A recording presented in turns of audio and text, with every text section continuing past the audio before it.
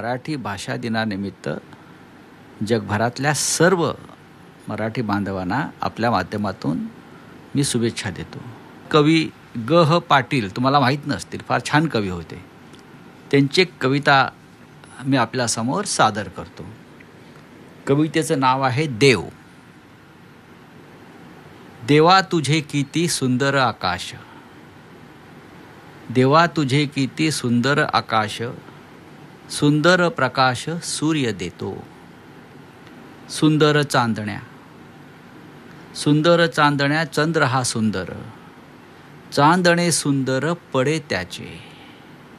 सुंदर ही झाडे, सुंदर ही झाडे सुंदर पाखरे, किती गोड बरे गाणे गाती.